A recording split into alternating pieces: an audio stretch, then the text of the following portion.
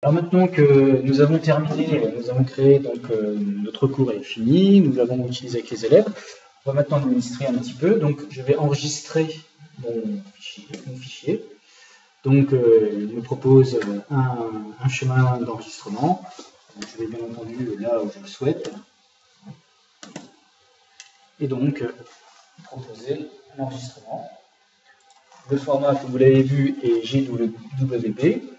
Enfin, pour modifier la barre d'outils, nous allons dans Menu, Préférences, et donc nous allons personnaliser la barre. Donc je vais dans la barre d'outils principale modifier les choses que je souhaite. Par exemple, je n'ai pas l'outil enregistrement, je n'ai pas l'outil vote, donc je l'enlève. Par contre, je vais utiliser souvent l'outil capture, donc je vais le prendre. Et voilà, peut-être un son ou autre. Cette barre d'outils maintenant étant celle qui me convient, eh bien, je vais lui donner un nom, donc profil.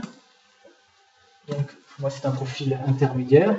Je vais l'enregistrer et choisir le nom, et je vais choisir le nom.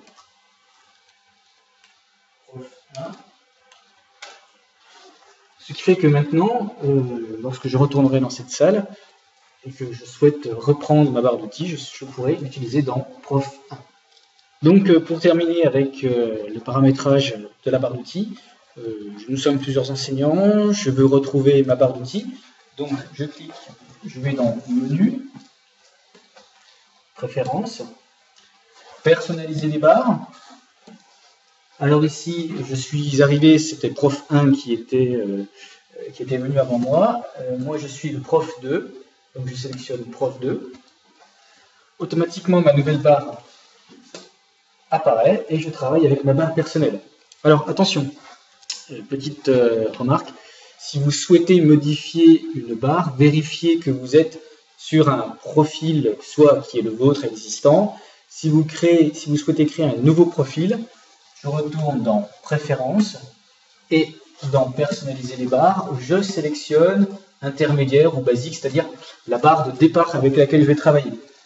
Une fois que j'ai sélectionné intermédiaire, basique ou avancé, je modifie à volonté cette barre d'outils et ensuite en faisant enregistrer, on me demande de saisir un nom. Et là j'enregistre mon nouveau profil, par exemple Prof 3. Alors je dis qu'il faut faire attention parce que si on n'y prend pas garde, on se connecte sur un profil qui n'est pas le sien et on peut faire des modifications et lorsqu'on fait enregistrer, eh bien, on a modifié le profil du collègue. Ce qui peut parfois poser des soucis, sinon c'est assez facile comme vous l'avez vu à modifier. Voilà, merci.